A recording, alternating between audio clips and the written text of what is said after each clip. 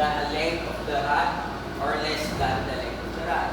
Meaning to say, kung ang grounding rod natin ay 3 meters, pag ang spacing between them is greater than, gagamitin natin yung formula na nasa baba. If less than, gagamitin natin yung formula na nasa taas. So ano ba yung main difference if we look at the two formula? So mapapansin natin dito may yung mismo kasunod ng portion natin. Dito naman sa taas, it is independent naman. Okay. Para mas madali maintindihan kung ano ba yung sinasabi natin sa spacing, let's take into consideration na ito yung grounding rod natin. Okay. So may given length yan, we call that L. Then, may circumference ka. So, yung circumference na yon, meaning to say, itong distance na ito papunta dito, ang certain value natin yan is 1.1 L. And ito rin, may certain value yan, which is also 1.1 L. Ito yung spacing na sinasabi natin, itong nasa gitna. So, bakit natin pinag-iiwalay yan? Ang reason for that is dahil na may magiging effect yung isang grounding rod natin sa kabila. So, para mas madaling ma-visualize, we go on dito sa previous natin na diagram. Sa previous natin pinakita. This is last time. Pinakita natin na yung spacing natin.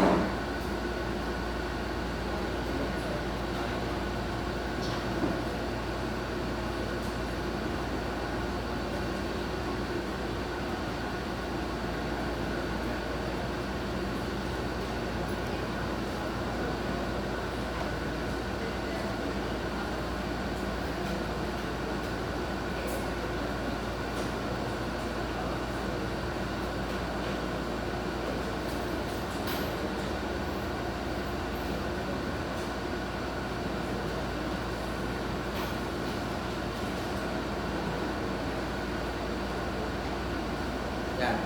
Ito yung pinakita natin last time. Yung tinatawag natin sphere of influence. Okay.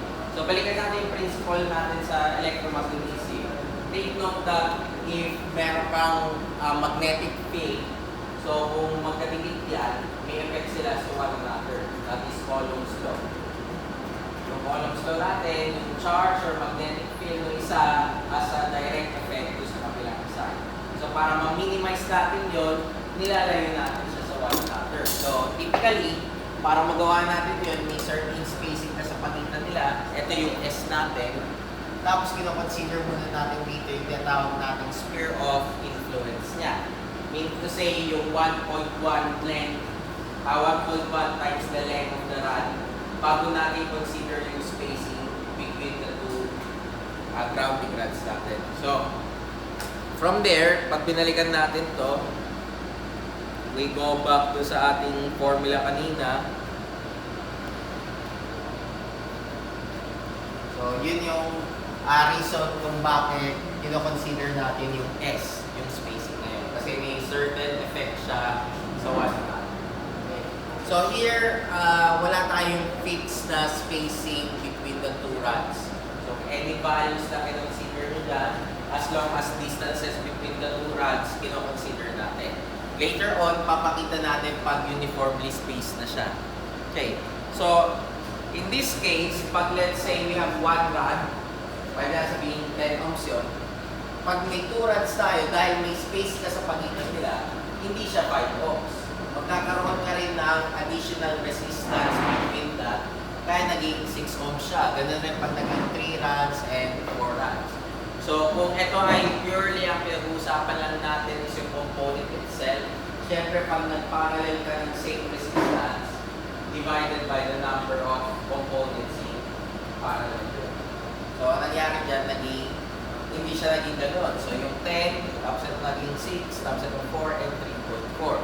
So, generally speaking, if we consider the formula natin ng resistance, ang formula natin sa resistance is rho over 2 pi L, natural logarithm of 8L over D minus L, wherein L is the length of the electrode, D is the diameter, and rho is the resistivity.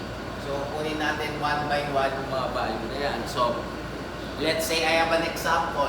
Meron akong length na 3 meters, may diameter ako ng 2 centimeter, and may resistance ako na 60 ohm meter, a specific resistance. So, hinanap ko yung earth resistance.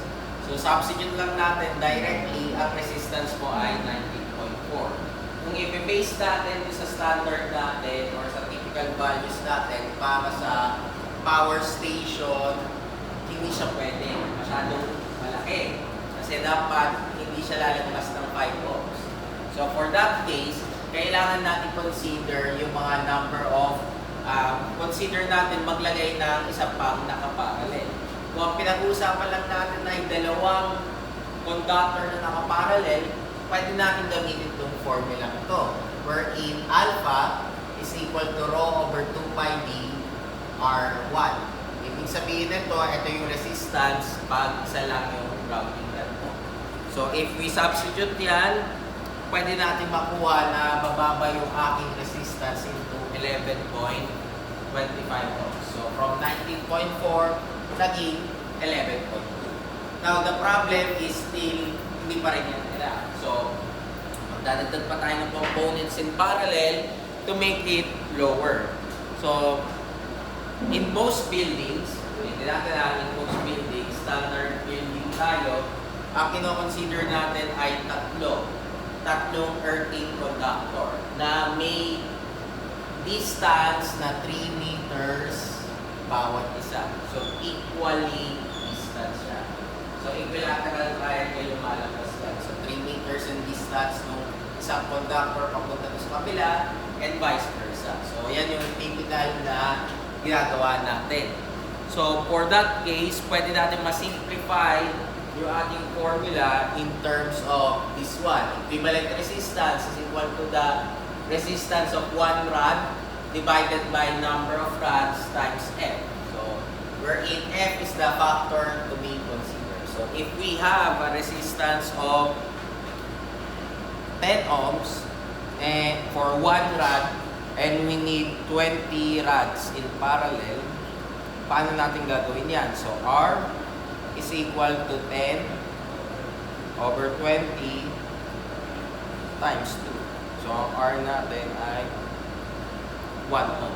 So, you have a 1 ohm total resistance mo dyan sa grounding natin. But take note, para makuha mo tong value ng R na to, babalik tayo dito sa original one natin.